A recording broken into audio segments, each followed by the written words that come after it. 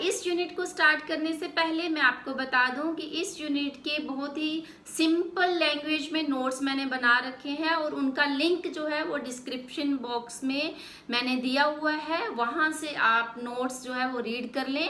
पहले इस वीडियो को देखें, उसके बाद आप नोट्स रीड करेंगे तो आपको ये टॉपिक जो है बहुत ही इजीली जो है वो अंडरस्टैंड हो जाएगा। आपको किसी तरह की कोई प्रॉब्लम नहीं आएगी। आप बहुत आसानी से जो है इस यूनिट को एग्जाम के दौरान अटेम्प्ट कर सकते हैं।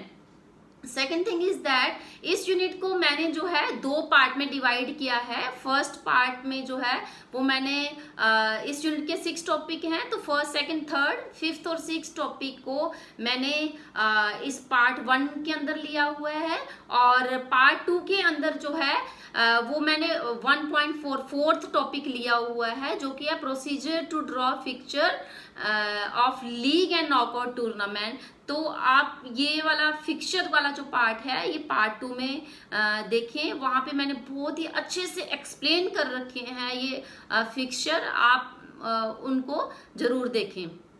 तो चलिए स्टार्ट करते हैं। इस यूनिट के अंदर जो है 6 टॉपिक हैं। फर्स्ट टॉपिक है आपका meaning and objectives of planning. Second topic various committees and their responsibilities. Third topic is tournament. Tournament के अंदर knockout tournament, league tournament and combination tournament है। और फोर्थ जो है procedure to draw fixture of league and knockout tournament है आपका। और fifth topic है intramural and extramural and the last topic is specific sports program. तो जो है चलिए स्टार्ट करते हैं। जो आपका फर्स्ट टॉपिक है meaning and objective of planning से। And sports plays a very important role in the holistic development of an individual, but effective planning is required to achieve maximum benefit. So students, जब भी हम कोई sports का programme करते हैं तो चाहे वो स्पोर्ट्स की ट्रेनिंग हो, स्पोर्ट्स का सिलेक्शन हो या टूर्नामेंट्स में पार्टिसिपेशन हो, तो उसमें प्लानिंग का होना बहुत जरूरी है। पहले हम समझेंगे मीनिंग ऑफ प्लानिंग। प्लानिंग का मीनिंग क्या है? प्लानिंग वर्ड से ही आपको समझ आना चाहिए प्लानिंग का मतलब क्या है। Planning it is the process of thinking in advance about setting of goals. Planning मतलब थिंकिंग इन एडवांस, किसी भी काम को करने से पहले उसके बारे में सोच लेना। जो भी आपने अपना गोल सेट किया है उसके बारे में सोच लेना, वो प्लानिंग कहलाता है। इसको ऐसे भी लिख सकते हैं, planning is the process of deciding in advance. काम को करने से पहले आप उसके बारे में पहले से ही डिसाइड कर लेते हैं कि वो काम किसके द्वारा होगा, कहाँ होगा, कब होगा, कहाँ होगा। तो उसके बारे में आप पूरे पहले से ही प्लानिंग करते हैं, तो वो प्लानिंग कहलाता है। एग्जाम्पल पे आप कोई स्पोर्ट्स का प्रोग्राम ऑर्गेनाइज करना चाहते हैं, तो उस प्रोग्राम के लिए जो है बजट क्या होगा, उस प्रोग्राम में टेक्निकल लोग कौन कौन से आएंगे, वो उस प्रोग्राम का वेन्यू क्या होगा, डेट क्या होगी, कहाँ वो प्रोग्राम होगा, कितने लोग उस प्रोग्राम के अंदर आएंगे। तो ये सारा क्या है, टू डिसाइड इन एडवांस, पहले से ही डिसाइड कर लेना। This is known as planning. एक एलन की बहुत ही इंपॉर्टेंट डेफिनेशन है, plan is a trap laid to capture the future. जो भी फ्यूचर है, फ्यूचर को अपने कंट्रोल में कर लेना कि आपने कौन सा काम करना है, उसको आप पहले से जो है प्लान कर लेते हैं, तो उसको आप प्लानिंग कहते हैं। Next is the objectives of planning. Planning का उद्देश्य क्या, प्लानिंग आप करते क्यों है? तो फर्स्ट पॉइंट है to keep control over all the activities. जब भी हम कोई स्पोर्ट्स का प्रोग्राम ऑर्गेनाइज करते हैं तो उसमें बहुत सारी एक्टिविटीज़ एक साथ चलती हैं। जैसे अगर कोई बाहर से टीम आती है तो उसके रहने और खाने की व्यवस्था है, उसके मैचेस करवाने हैं उनके लिए जो है ट्रांसपोर्ट का अरेंजमेंट करवाना है। तो बहुत सारी एक्टिविटीज़ एक साथ चलती हैं। तो जब हम पहले से प्लान कर लेते हैं, हर एक को अपना काम हम बता देते हैं, तो हमारा सभी एक्टिविटीज़ के ऊपर कंट्रोल हो जाता है। Second is to reduce the chance of mistake. इसमें इसमें गलतियां होने के चांस जो है वो कम हो जाते हैं। वैसे कोई भी हम प्रोग्राम करते हैं उसमें थोड़ी बहुत गलतियां होती हैं, लेकिन उसके चांस कम हो जाते हैं, क्योंकि हमने हर एक पॉइंट के बारे में बारीकी से सोच रखा होता है। सभी लोग इकट्ठे बैठते हैं, बातचीत करते हैं, और हर एक मुद्दे के ऊपर जो है हम दूसरों की सजेशन लेते हैं, तो उससे क्या होता है, जो गलतियां होने के चांसेस होते हैं वो बहुत कम हो जाते हैं। To promote innovative ideas. Innovative ideas मतलब जो अगर हम कोई नयापन लाना चाहते हैं, एग्जाम्पल के तौर पे हम टूर्नामेंट करवा रहे हैं और उस टूर्नामेंट का जो स्कोर है हम किसी डिजिटल बोर्ड पे दिखाना चाहते हैं, तो अगर हम पहले से ही प्लान करके रखेंगे तो हम जो है स्क्रीन लगा देंगे अलग अलग जगह पे, ताकि स्पेक्टेटर्स जो हैं या फिर और जो प्लेयर्स हैं वो उनको कोई दिक्कत ना हो स्कोर को चेक करने के लिए। तो इस तरह से कोई भी नयापन अगर आप टूर्नामेंट के अंदर लाना चाहते हैं तो उसके लिए हमें पहले से ही प्लान करना पड़ता है। Next is to reduce undue pressure.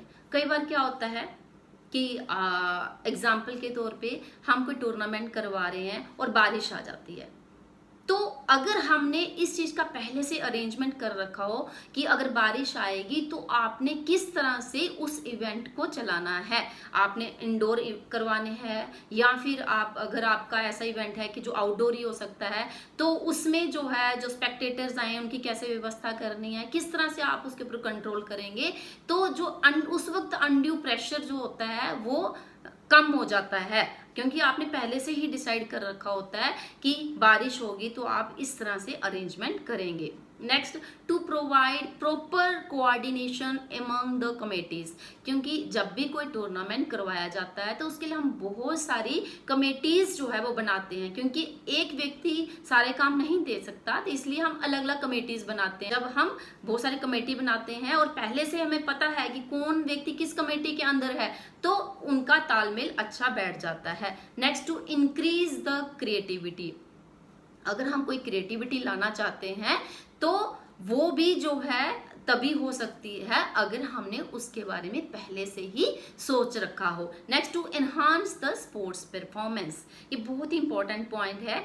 देखिए, जब भी बच्चे स्पोर्ट्स में पार्टिसिपेट करते हैं तो अगर उनको पता हो कि हमारा कंपटीशन कब है, 1 महीने बाद है, 2 महीने बाद है या 1 साल के बाद है, तो वो अपनी जो प्रैक्टिस है वो उसके अकॉर्डिंग करने शुरू हो जाते हैं, और उनको पता है कि हमारा लेवल क्या है और वहाँ पे जो टीम्स आनी है उनका लेवल क्या है। तो उससे क्या होता है कि बच्चा जो है वो अपना बेस्ट देने की कोशिश करता है, क्योंकि उसने भी अच्छे से प्लानिंग के हिसाब से ट्रेनिंग ले रखी होती है, तो जिसके कारण जो है स्पोर्ट्स की परफॉर्मेंस भी इम्प्रूव होती है। नेक्स्ट, लास्ट पॉइंट आपका हेल्प्स इन डिसीजन मेकिंग। हम जब पहले से ही चीज़ों को हमने सोच रखा होता है तो फिर ऑन स्पॉट जो है हमें डिसीजन लेने में दिक्कत नहीं होती। जब भी कोई इमरजेंसी आती है तो हमने पहले से ही माइंड में बना रखा होता है कि ये इमरजेंसी आ सकती है और उस इमरजेंसी के दौरान हमें क्या स्टेप लेने हैं, तो हम उस वक्त जो है डिसीजन जल्दी से ले लेते हैं।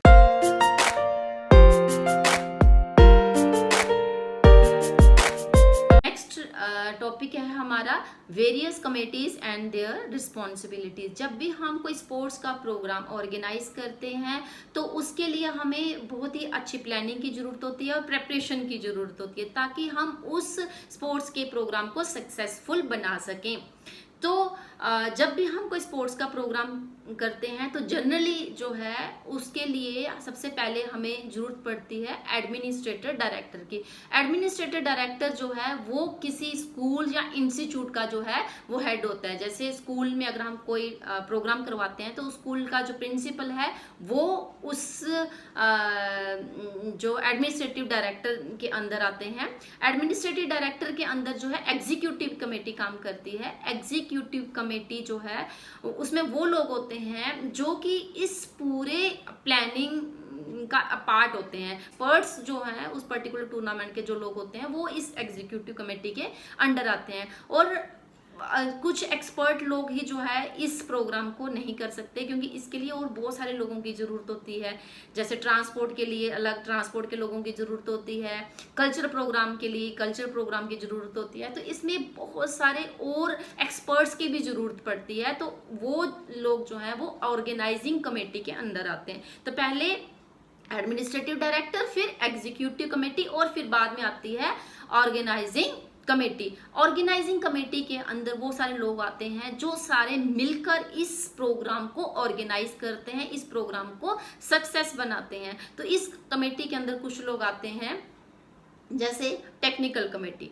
टेक्निकल कमेटी सबसे इम्पॉर्टेंट है किसी भी टूर्नामेंट के अंदर, क्योंकि टेक्निकल कमेटी के अंदर वो लोग आते हैं जो एक्सपर्ट्स होते हैं। जैसे रेफरी कौन रहेगा, या एम्पायर कौन रहेगा गेम के अंदर, टाइम कीपर कौन होगा, लाइन्समैन कौन होंगे, स्कोरर कौन होगा, कि जो हम मैचेस करवाते हैं उस मैचेस के दौरान जो टेक्निकल एक्सपर्ट लोग हैं वो टेक्निकल कमेटी के अंडर आते हैं। तो उनकी रिस्पॉन्सिबिलिटी क्या है कि गेम्स जो भी हैं उनको अच्छे ढंग से करवाना। नेक्स्ट जो है दैट इज ट्रांसपोर्ट कमेटी। जब भी हम कोई टूर्नामेंट करवाते हैं, अगर खिलाड़ी जो है वो बाहर से अगर आते हैं, आउट ऑफ स्टेशन से अगर आ रहे होते हैं, तो उनकी लाने की व्यवस्था करना, उनको जहाँ पे मैचेस हो रहे हैं वहाँ तक उनको ले जाना, या फिर जहाँ उनका स्टे है, नाइट स्टे है, उनको वहाँ तक ले जाना, पूरा उन प्लेयर्स को आने जाने की जो है पूरी व्यवस्था करना, जो वो ट्रांसपोर्ट कमेटी का काम रहता है। Next is reception committee. Reception committee का मतलब जो रिसीव करती है, कि में जो भी खिलाड़ी आते हैं उनको रिसीव करना, प्लस जो भी आपके बाहर से चीफ गेस्ट आते हैं, या फिर स्पेक्टेटर्स आते हैं, या पेरेंट्स आते हैं, अगर स्कूल में कोई प्रोग्राम है तो उनको रिसीव करना जो है वो रिसेप्शन कमेटी का काम होता है। Next boarding and lodging. Boarding and lodging का मतलब जो भी प्लेयर हैं उनके खाने की व्यवस्था और उनकी रहने की व्यवस्था ये लोग करते हैं। Next ground and equipment committee. जब भी कोई मैच करवाया जाता है कि वो मैच कहाँ पे होना है, उसके ग्राउंड प्रॉपर मेंटेन है कि नहीं है, उस पर्टिकुलर जैसे बैडमिंटन का मैच है तो बैडमिंटन का पर्टिकुलर जो कोर्ट है वो मेंटेन होना चाहिए। उसके लिए बैडमिंटन के लिए जो भी इक्विपमेंट्स रिक्वायर्ड हैं वो सारे जो है प्रोवाइड होने चाहिए। Medical and first aid committee. इस कमेटी का क्या काम होता है कि जब टूर्नामेंट्स होती हैं तो वहाँ खेलते समय जो है इंजरी होने के भी चांसेस जो है वो रहते हैं। तो जब भी कोई खिलाड़ी इंजर्ड हो जाता है खेलते हुए, तो उसकी फर्स्ट एड करना जो है फर्स्ट एड कमेटी का काम होता है, ताकि उस बच्चे को किसी भी तरह की कोई प्रॉब्लम आगे ना आए। Next protest committee. Protest committee का क्या काम है कि जब मैचेस होते हैं तो कुछ जजमेंट दी जाती हैं कि किस टीम ने कितने गोल स्कोर किए हैं या किसने कितने पॉइंट बनाए हैं, तो जजमेंट होती है। तो उस जजमेंट को देखना जो है वो किसका काम है, प्रोटेस्ट कमेटी का काम होता है। कि अगर वो जजमेंट सही नहीं है तो प्रोटेस्ट कर सकते हैं हम कि हमें गलत पॉइंट दिए गए हैं, फिर वो प्रोटेस्ट कमेटी जो है वो डिसाइड करेगी। नेक्स्ट जो है पब्लिसिटी कमेटी। जब भी हम कोई टूर्नामेंट करवाते हैं, अगर वो बड़े लेवल का टूर्नामेंट है तो पब्लिसिटी होना बहुत ज़रूरी है। तो हम पब्लिसिटी क्या काम करती है, कुछ दिन पहले ही जो आपके आस पास जो प्लेसेस हैं वहाँ पे पब्लिसिटी करने शुरू हो जाते हैं कि हम अपने स्कूल में ये प्रोग्राम ऑर्गेनाइज कर रहे हैं, ताकि सब लोगों को पता चल सके उस पर्टिकुलर प्रोग्राम का और वो लोग देखने भी आ सके। नेक्स्ट जो है फाइनेंस कमेटी। फाइनेंस कमेटी का काम जो है वो बजट से रिलेटेड है कि जो भी हम प्रोग्राम ऑर्गेनाइज कर रहे हैं उसमें कितना बजट जो है वो लगेगा, तो पूरे बजट को मैनेज करना जो है वो बजट कमेटी का काम होता है। And last is refreshment committee. Refreshment committee जो है वो प्लेयर्स को रिफ्रेशमेंट प्रोवाइड करवाती है। जब भी प्लेयर्स कोई मैच करते हैं तो मैच के बाद जो है उनको हल्की फुल्की रिफ्रेशमेंट जो है वो दी जाती है। तो ये रिफ्रेशमेंट कमेटी का काम है। प्लेयर के अलावा जो भी वहाँ पे टेक्निकल एक्सपर्ट्स लोग हैं या फिर कई बार जो है जो स्पेक्टेटर्स हैं उनके लिए भी जो है रिफ्रेशमेंट प्रोवाइड की जाती है। जो क्वेश्चन है आपका various committees and their responsibilities, इस क्वेश्चंस को कई बार एग्जाम में इस तरह से भी पूछा जाता है, pre, during and post tournament responsibilities कि टूर्नामेंट जब हम करवाते हैं तो जब टूर्नामेंट होता है तो उससे पहले कौन सी रिस्पॉन्सिबिलिटी है, टूर्नामेंट के दौरान कौन सी रिस्पॉन्सिबिलिटी है, और जब टूर्नामेंट खत्म हो जाता है तब कौन सी रिस्पॉन्सिबिलिटीज होती हैं। तो इस क्वेश्चन को हम इस तरह से करेंगे। पहले हम करेंगे pre tournament responsibilities.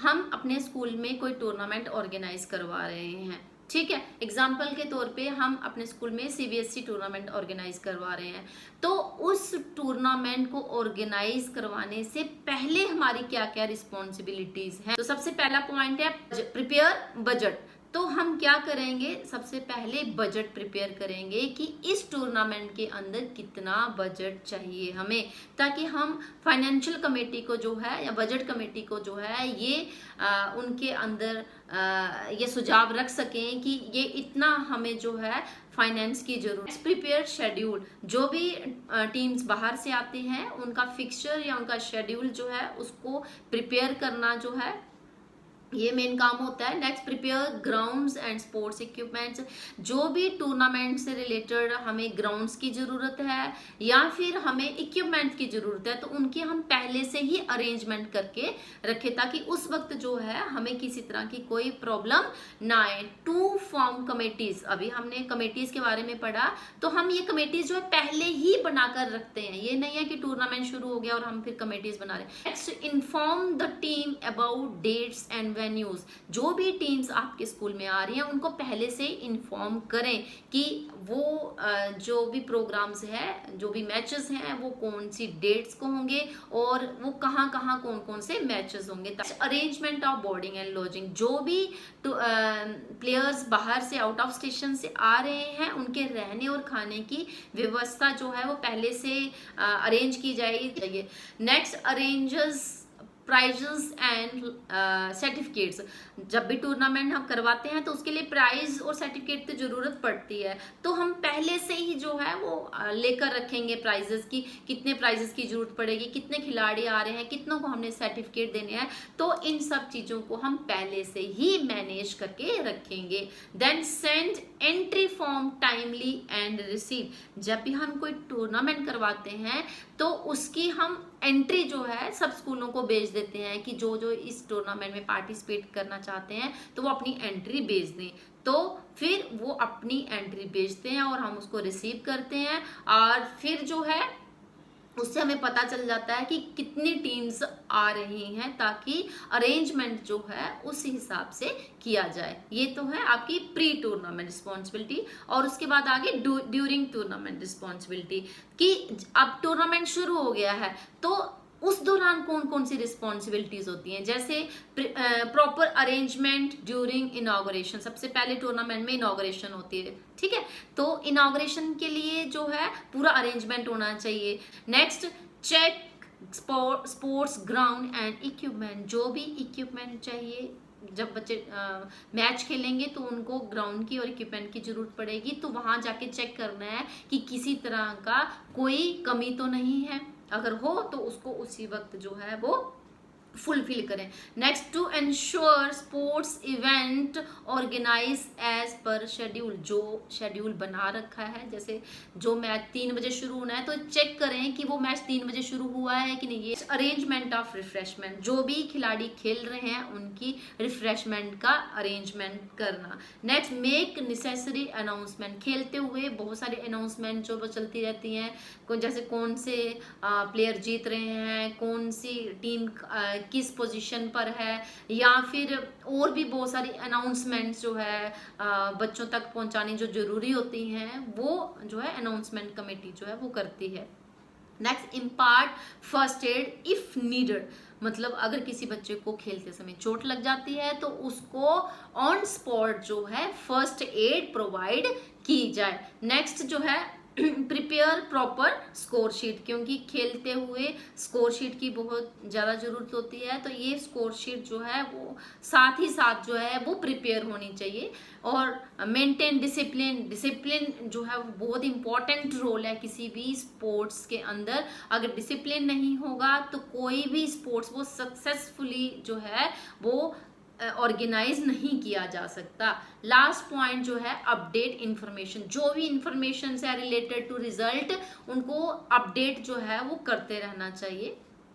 And next is the post tournament responsibilities. हमारा टूर्नामेंट ओवर हो चुका है, उसके बाद भी कुछ रिस्पॉन्सिबिलिटीज रहती हैं, जैसे एग्जाम्पल के तौर पे प्राइज डिस्ट्रीब्यूशन। टूर्नामेंट जब खत्म हो जाता है तो फिर क्या किया जाता है, पता है हमें कौन सी टीम जीत गई है, कौन सी टीम हार गई है, कौन सी टीम किस पोजीशन पे है, तो उसके अकॉर्डिंग उनको प्राइज डिस्ट्रीब्यूशन करना जो है पोस्ट टूर्नामेंट कमेटी का काम है। Next is provide result provide करना। जो भी टेक्निकल लोग होते हैं वो जो भी स्कूल ऑर्गेनाइज करवा रहा होता है उनको रिजल्ट प्रोवाइड करते हैं, ताकि वो उस रिजल्ट को जो है अच्छे से सेफली रख सकें और फ्यूचर में जब जरूरत पड़े तो जहां जिसको रिजल्ट भेजना है उसको भेज सकें। Next provide security refund. जब भी टीम्स बाहर से आती हैं तो स्कूल्स या इंस्टीट्यूट्स जो हैं वो कुछ उनसे सिक्योरिटी ले लेते हैं, ताकि बच्चे अगर कोई नुकसान करते हैं तो उनको जो है कुछ पेनल्टी वगैरह लगा दी जाती है, उनसे वो चार्ज लिए जाते हैं। और अगर कुछ नहीं हुआ, सब कुछ ठीक है, किसी बच्चे ने कोई नुकसान नहीं किया, तो जो भी उन्होंने सिक्योरिटी फीस दे रखी होती है उसको रिफंड करना जल्दी से जल्दी, ताकि टीम जो है वो सही टाइम से वापिस अपने घर जा सके। Next collect record. जो रिकॉर्ड है वो सभी ऑफिशियल से उसको कलेक्ट करना। Make payment. जो भी बाहर से लोग आए होते हैं, ऑफिशियल्स आए होते हैं, या फिर जो जिन्होंने सीटिंग अरेंजमेंट कर रखा होता है, या फिर रिफ्रेशमेंट जिन लोगों ने दे रखी होती है, उन सब की पेमेंट करना जो है ये पोस्ट टूर्नामेंट कमेटी का काम है। Last is present mementos. जो भी बाहर से चीफ गेस्ट वगैरह आते हैं उनको मोमेंटो जो है वो प्रेजेंट करना।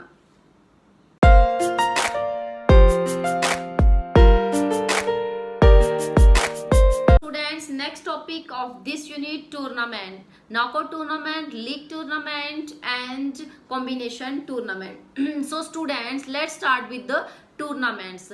Tournament is a series of contests in which the various contestants compete each other, and the one that finishes the best record is declared the winner. इस contests का मतलब होता है प्रतियोगिता। ये प्रतियोगिता की वो सीरीज है जिसमें बहुत सारे प्रतियोगी जो हैं वो हिस्सा लेते हैं, और जो अपना बेस्ट रिकॉर्ड देता है वो विनर जो है वो डिसाइड होता है। इसको आप ऐसे भी लिख सकते हैं, it is a series of competition in which the various teams participate and compete, and the team which gives their best result win the match and rest of the team lose the match. इसमें बहुत सारी टीमें एक साथ खेलती हैं, और जो टीम अच्छा परफॉर्म करती है वो विनर होती है, और बाकी सब टीमें जो हैं वो लूज होती हैं। इसको हम टूर्नामेंट कहते हैं। Next is the importance of tournament. हम टूर्नामेंट प्रतियोगिताएं हम क्यों करवाते हैं? तो टूर्नामेंट जो है it plays a very important role for the sports person. बिना टूर्नामेंट के स्पोर्ट्स पर्सन कभी भी आगे बढ़ ही नहीं सकता। तो ये उसकी लाइफ में जो है टूर्नामेंट का बहुत ही इंपॉर्टेंट रोल है। तो कुछ इंपॉर्टेंस हैं टूर्नामेंट की, जैसे फर्स्ट पॉइंट है लर्न डिसिप्लिन। डिसिप्लिन जो है स्पोर्ट्स पर्सन की लाइफ में बहुत इंपॉर्टेंट है। अगर स्पोर्ट्स पर्सन डिसिप्लिन नहीं है तो वो कभी भी सक्सेस को अचीव नहीं कर पाएगा। तो जब हम किसी टूर्नामेंट में पार्टिसिपेट करते हैं तो डिसिप्लिन जो है वो बच्चा जो है बहुत अच्छे से सीख जाता है, क्योंकि इसके लिए आपको वहाँ टाइम पे पहुँचना बहुत ज़रूरी होता है। अगर आप टाइम से नहीं पहुँचे तो आप टूर्नामेंट से बाहर जा सकते हैं। तो डिसिप्लिन जो है उसकी लाइफ का हिस्सा हो जाता है। Next, develop social qualities. जब भी बच्चा बाहर खेलने जाता है तो वो बहुत सारे दूसरे लोगों के संपर्क में आता है, दूसरों के साथ वो कोऑपरेट करता है, एडजस्ट करता है, दूसरों के साथ जो है अपनी फ्रेंडशिप डेवलप करता है, ब्रदरहुड जो है वो डेवलप करता है, जिससे उसके अंदर जो है एक सोशल क्वालिटी जो है वो डेवलप होती है। तो स्पोर्ट्स एक ऐसा मीडियम है जिसके द्वारा हम बच्चे की सोशल डेवलपमेंट कर सकते हैं। सब tournament is that values develop. बहुत सारी वैल्यूज जो हैं डेवलप की जाती हैं स्पोर्ट्स के अंदर, जैसे ऑनेस्टी है, फेयर प्ले है, रिस्पेक्ट फॉर अदर्स है। अगर बच्चा फेयर प्ले नहीं करेगा तो वो अच्छा खिलाड़ी नहीं बन सकता। जब तक वो दूसरों को रिस्पेक्ट नहीं देगा वो अच्छा खिलाड़ी नहीं बन सकता है। और ऑनेस्टी, उसको ऑनेस्ट होना उसके लिए बहुत ज़रूरी है। तो अच्छा खिलाड़ी वही है जिसके अंदर ये सारी क्वालिटीज़ होती हैं। Next, provide recreation. टूर्नामेंट जो है वो हमारा मनोरंजन का भी एक बहुत अच्छा साधन है। जब हम खेलते हैं तो हम स्ट्रेस से जो है वो फ्री हो जाते हैं, हमारा माइंड जो है वो रिलैक्स हो जाता है। Next point, helpful in selection of player. जब भी टूर्नामेंट ऑर्गेनाइज करवाए जाते हैं तो उसके द्वारा हम जो अच्छे प्लेयर्स होते हैं, उस टूर्नामेंट में जो अच्छा परफॉर्म करते हैं, उनको हम नेक्स्ट लेवल के लिए सिलेक्ट कर लेते हैं। और फिर वो बच्चे जो जैसे स्टेट लेवल के टूर्नामेंट हुए तो वहाँ पे जिन बच्चों ने अच्छा परफॉर्म किया उनको हम आगे नेशनल लेवल पे सिलेक्ट करते हैं। तो ये एक प्लेटफॉर्म होता है जिसके द्वारा बच्चों का सिलेक्शन भी किया जाता है। Next, develop sports skill. बच्चे के अंदर जो है स्पोर्ट्स स्किल अच्छे से डेवलप हो जाती है। जैसे बच्चा जब टूर्नामेंट के अंदर आएगा तो वो बाकी स्पोर्ट्स के जो प्लेयर्स हैं उनके साथ मैचेस करेगा, उनको देखेगा, उनकी स्किल को भी देखेगा, तो उनकी स्किल को देखकर इम्प्रूव करता है मतलब। और ऐसे ही जब वो टूर्नामेंट में खेलेगा तो जो उसकी स्किल है उसको भी और ज़्यादा वो इम्प्रूव करने की कोशिश करेगा।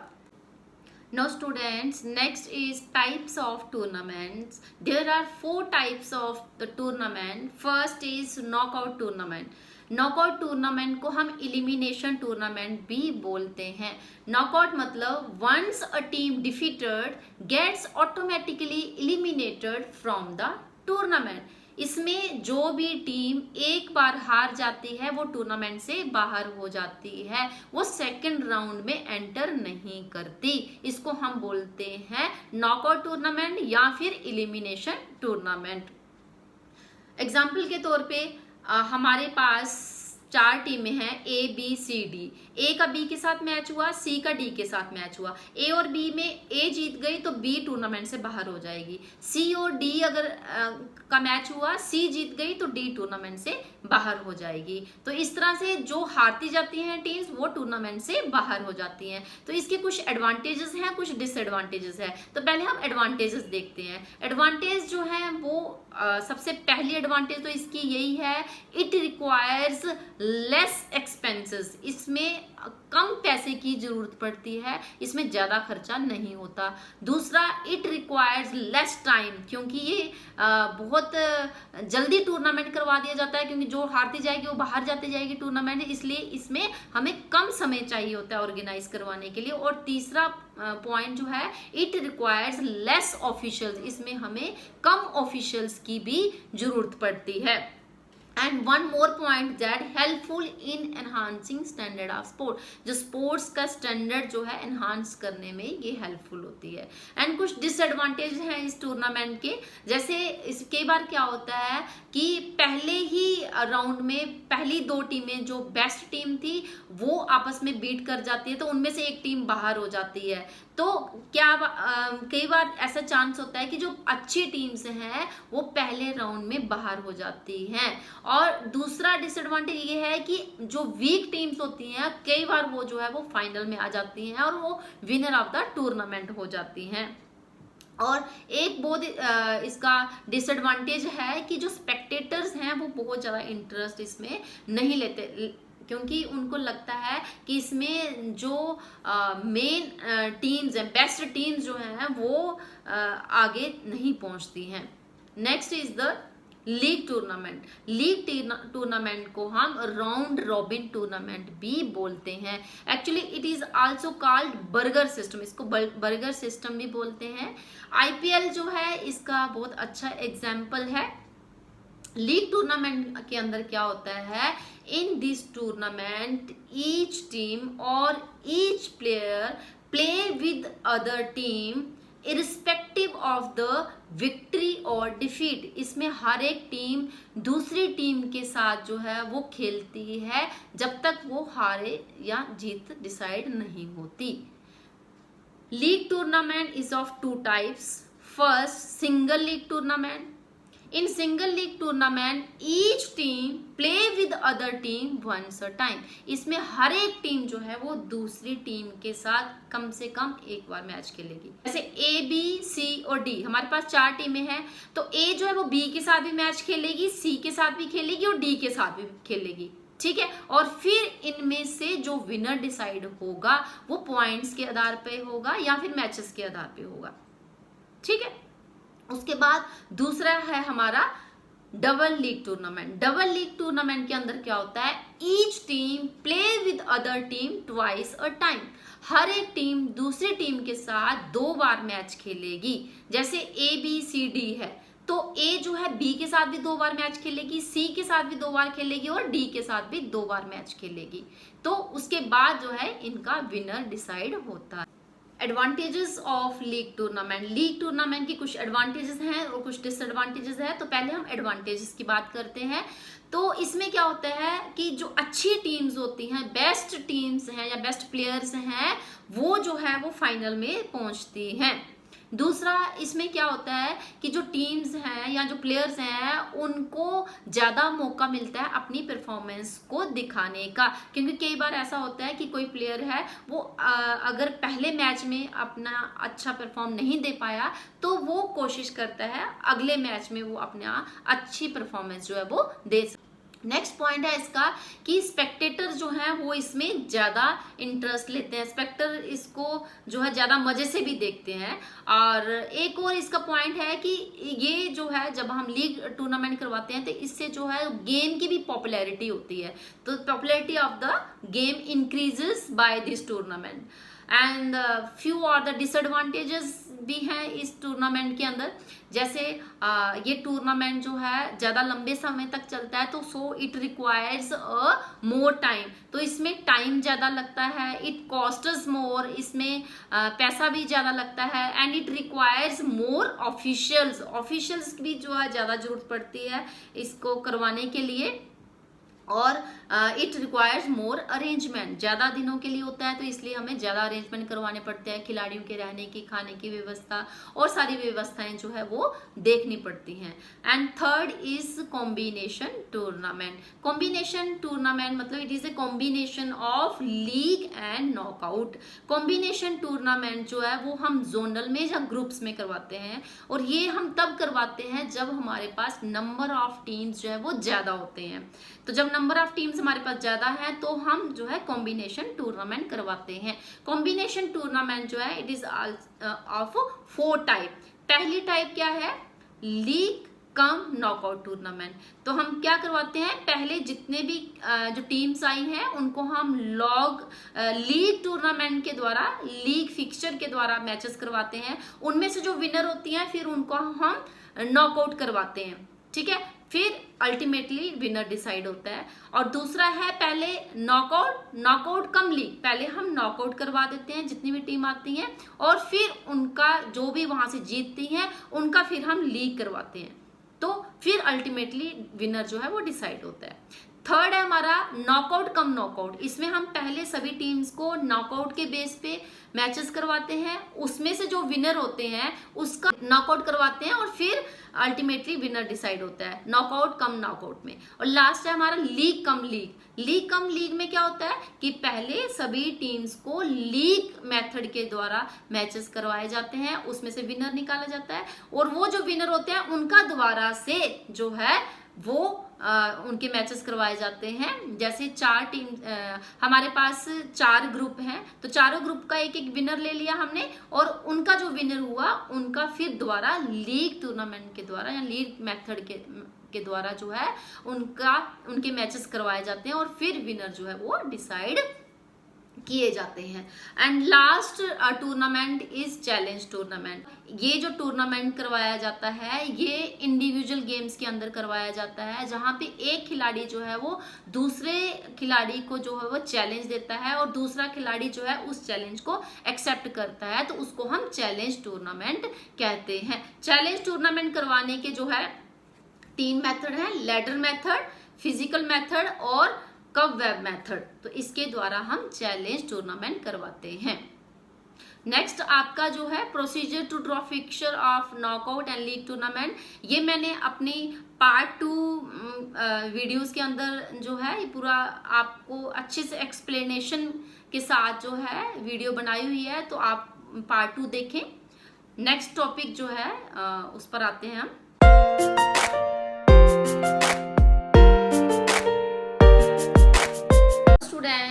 Fifth topic of this unit, intramural and extramural, its meaning, objective and significance. So हम start करते हैं meaning से।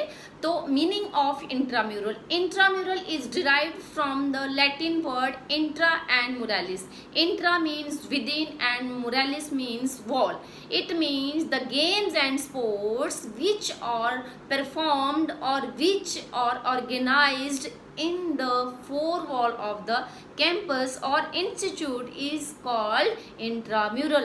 जो भी स्पोर्ट्स की एक्टिविटीज या फिर गेम्स एंड स्पोर्ट्स जो स्कूल के अंदर या किसी इंस्टीट्यूट की 4 वॉल के अंदर करवाए जाते हैं, जिसमें सिर्फ स्कूल के बच्चे ही पार्टिसिपेट करते हैं, बाहर से बच्चे पार्टिसिपेट इसमें नहीं कर सकते, उसको हम इंट्राम्यूरल कहते हैं। इंटर हाउस मैचेस या इंटर क्लास मैचेस जो है वो इसकी बेस्ट एग्जाम्पल है इंट्राम्यूरल की। नेक्स्ट जो है मोटो इंट्राम्यूरल का, the motto of the intramural is the game for all and all for the game. ये इसका मोटो है कि ये इसलिए ऑर्गेनाइज करवाए जाते हैं ताकि स्कूल या इंस्टीट्यूट के सभी बच्चे जो हैं इसमें पार्टिसिपेट करें। नेक्स्ट ऑब्जेक्टिव, ऑब्जेक्टिव का मतलब है कि इसका उद्देश्य क्या है, क्यों इंट्राम्यूरल स्कूलों के अंदर या कॉलेजों के अंदर करवाना जरूरी है। तो फर्स्ट ऑब्जेक्टिव जो है that is to provide opportunity to every student to participate in games and sport. इसके द्वारा बच्चे को एक अपॉर्चुनिटी मिलती है ताकि वो किसी ना किसी गेम में पार्टिसिपेट जरूर करें। Next, to develop leadership quality among the student. इसके द्वारा बच्चे के अंदर लीडरशिप क्वालिटी को जो है वो डेवलप किया जाता है। To develop feeling of cooperation, जब सभी बच्चे आपस में मैच खेलते हैं, इंटर क्लासेस मैच या फिर इंटर हाउस मैच जब एक दूसरे के साथ खेलते हैं तो उनका आपस में कोऑपरेशन भी जो है वो डेवलप होता है। टू प्रोवाइड रिक्रिएशन, मनोरंजन का भी एक बहुत अच्छा साधन है ये। To develop the feeling of sportsmanship, इससे स्पोर्ट्समैन की फीलिंग जो है वो डेवलप होती है। गेट एक्सपीरियंस ऑफ ऑर्गेनाइजिंग, इससे क्या है बच्चे को एक्सपीरियंस भी हो जाता है कि अगर वो खुद से कोई कंपटीशन ऑर्गेनाइज करना चाहे तो वो स्कूल में सीखते हैं कि कौन सा कंपटीशन कैसे ऑर्गेनाइज किया जाता है, तो अपने लेवल पे भी उसको ऑर्गेनाइज कर सकते हैं। To find out talented sports person, जो इंट्राम्यूरल है ये बहुत अच्छा मीडियम है जिसके द्वारा हम स्कूल में जो अच्छे बच्चे हैं किसी पर्टिकुलर स्पोर्ट्स में उनका हम नेक्स्ट जो है लेवल के लिए सिलेक्शन कर लेते हैं, क्योंकि इससे पता चल जाता है कि स्कूल का कौन सा बच्चा जो है कौन सी गेम अच्छी खेलता है। To provide opportunity to develop personality, इसके द्वारा बच्चे की पर्सनैलिटी को डेवलप किया जाता है। नेक्स्ट है नीड और सिग्निफिकेंस ऑफ इंट्राम्यूरल, इसकी ज़रूरत क्या है इंट्राम्यूरल की। तो सबसे इम्पॉर्टेंट पॉइंट है through this intramural the overall personality can be developed, बच्चे की ओवरऑल पर्सनैलिटी को डेवलप किया जाता है इंट्राम्यूरल के द्वारा। मेंटेन गुड हेल्थ, इसके द्वारा बच्चे की हेल्थ जो है उसको भी मेंटेन किया जा सकता है। Refresh their mind and body, games के द्वारा हम बच्चे की बॉडी और माइंड को रिफ्रेश कर सकते हैं। डेवलप लीडरशिप क्वालिटी, इसके द्वारा बच्चे की लीडरशिप क्वालिटी भी डेवलप की जा सकती है। Learn rules and regulations of games, जब बच्चा किसी गेम में खेलता है या फिर उस गेम को देखता है तो उसको उस गेम के रूल्स और रेगुलेशंस की भी नॉलेज जो है वो होती है। रिड्यूस स्ट्रेस, गेम जो है बेस्ट मीडियम है स्ट्रेस को कम करने का। Extramural. Extramural is also derived from the Latin word extra plus muralis. Extra means out of and muralis means wall. The games and sports are the activities which are performed or which are played out of the four wall of the campus or the institute. जो भी activities या जो भी games and sports school या institute के campus के बाहर organise किए जाते हैं या खेले जाते हैं उनको हम एक्स्ट्राम्यूरल कहते हैं। एक्स्ट्राम्यूरल की बेस्ट एग्जांपल जो है वो इंटर स्कूल मैचेस है, SGFI टूर्नामेंट जो है वो इसकी बेस्ट एग्जांपल है। Next is the objective of extramural. Extramural के ऑब्जेक्टिव क्या है? First objective to provide experience to student, इसके द्वारा बच्चों को एक एक्सपीरियंस मिलता है कि वो बाहर जाते हैं और अपना टैलेंट जो है वो शो करते हैं। To improve the standard of sports, इसके द्वारा जो गेम का स्टैंडर्ड है वो भी इम्प्रूव होता है। उसके बाद आ गया to develop sportsmanship and fraternity, इसके द्वारा बच्चे की जो है स्पोर्ट्समैनशिप जो है वो डेवलप की जा सकती है। Next to provide knowledge of new rules and regulations and advanced technique, जब बच्चा बाहर खेलने जाएगा तो वो जितने भी न्यू रूल्स जो है ऐड होते हैं गेम्स के अंदर, क्योंकि हर बार कुछ ना कुछ मॉडिफिकेशन गेम्स के अंदर आती रहती है, तो वो जब बाहर गेम खेलने जाएगा तो जो भी मॉडिफाइड रूल्स हैं या नए रूल्स जो ऐड हुए हैं उसको नॉलेज होगी और नई नई टेक्निक्स जो है वो हर गेम के अंदर ऐड होती रहती हैं, उन नई टेक्निक्स को भी वो बच्चा सीखता है। Then need or significance of extramural, first is improve sports talent, इसके द्वारा जो है बच्चे का जो स्पोर्ट्स का टैलेंट है वो इम्प्रूव होता है। बच्चा जब बाहर जाएगा तो अपने आप को शो करेगा, अपनी गेम को शो करेगा, जिससे जो है उसका टैलेंट जो है वो निखर के आता है, उसका एक कॉन्फिडेंस डेवलप होता है कि वो अच्छा खेलता है, वो अच्छा खिलाड़ी है, तभी वो आगे की तरफ जो है वो बढ़ता है। नेक्स्ट एनहांस स्पोर्ट्स परफॉर्मेंस, इसके द्वारा जो स्पोर्ट्स की परफॉर्मेंस है वो भी बढ़ती है। Next knowledge of new techniques and skill, जब बच्चा बाहर जाएगा तो नई स्किल्स और नई टेक्निक्स भी सीखेगा। Get chance to prove themselves, उसको एक मौका मिलता है अपने आप को प्रूव करने का, क्योंकि जब बाहर जाएगा तो वो अपना टैलेंट शो करेगा, तो इससे उसको मौका मिलेगा अपनी परफॉर्मेंस को दिखाने का। इसके द्वारा बच्चे की लीडरशिप क्वालिटी जो है वो भी डेवलप होती है। And last develop overall personality, जब बच्चा कॉम्पिटिशन में पार्टिसिपेट करेगा या टूर्नामेंट में पार्टिसिपेट करेगा तो उसके द्वारा उसकी पर्सनैलिटी भी डेवलप जो है वो होती है।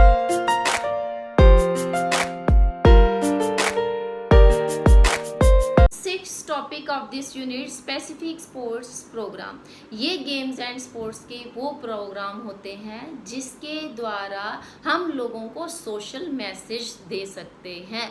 इस प्रोग्राम के द्वारा जो है लोगों के अंदर अवेयरनेस को डेवलप किया जाता है। वो किसी भी तरह की अवेयरनेस हो सकती है, हेल्थ अवेयरनेस हो सकती है या कोई पर्टिकुलर कॉज हो सकता है, यूनिटी को डेवलप करना जो है इसका कॉज हो सकता है, या लव स्प्रेड करना जो है इसका कॉज हो सकता है। तो कोई भी कारण हो सकता है इस प्रोग्राम को ऑर्गेनाइज करवाने का, लेकिन इसका जो मेन ऑब्जेक्टिव है that is to create awareness among the people related to particular cause. इस प्रोग्राम को बहुत सारे ऑर्गेनाइजेशंस, NGOs, स्टेट गवर्नमेंट जो है वो ऑर्गेनाइज करवाती है। इस प्रोग्राम के अंदर कोई ज़रूरी नहीं है कि कंपटीशन ही जो है वो रखा जाए, बिना कंपटीशन के भी ये प्रोग्राम जो है वो ऑर्गेनाइज किया जाता है। इसकी कुछ एग्जाम्पल हैं, जैसे स्कूलों के अंदर जो है स्पोर्ट्स डे ऑर्गेनाइज होता है। तो स्पोर्ट्स डे का मेन ऑब्जेक्टिव क्या है, क्यों स्पोर्ट्स डे स्कूलों के अंदर ऑर्गेनाइज करता है? इसके द्वारा हम बच्चों के अंदर अवेयरनेस लाते हैं कि गेम्स एंड स्पोर्ट्स के द्वारा हम अपने आप को हेल्दी रख सकते हैं, फिट रख सकते हैं। नेक्स्ट है आपका हेल्थ रन।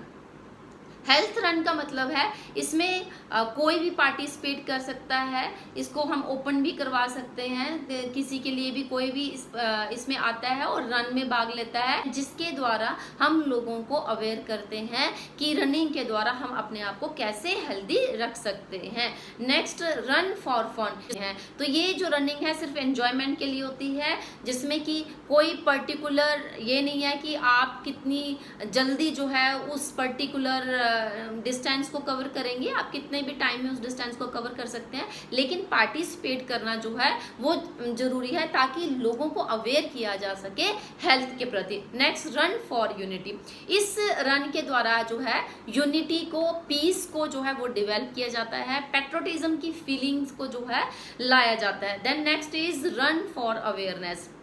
बहुत सारी डेडली डिजीजेस हैं, तो उसके लिए लोगों को अवेयर करना, इसकी भी हम जो है रन करवाते हैं ताकि उस पर्टिकुलर डिजीज के लिए लोगों को अवेयर किया जा सके। Then run for specific cause, कोई भी एक स्पेसिफिक कॉज हो सकता है, जैसे सेव वाटर हो सकता है या सेव अर्थ हो सकता है, तो कोई भी एक कॉज लेकर हम उस तब भी कोई रन करवा सकते हैं, जिससे लोगों को हम अवेयर कर सकें कि हम पानी को कैसे बचाएं या पृथ्वी को कैसे बचाएं। इसके अलावा बहुत सारे टूर्नामेंट ऑर्गेनाइज किए जाते हैं, जिसमें कंपटीशन भी करवाया जाता है, और लेकिन उस कंपटीशन में जो भी पैसा आता है उस पैसे को किसी स्पेसिफिक कॉज में लगा दिया जाता है, उस पैसे को स्पोर्ट्स पर्सन जो है खुद यूज नहीं करते। तो ये भी एक तरह का जो है स्पेसिफिक स्पोर्ट्स प्रोग्राम है। Thank you student.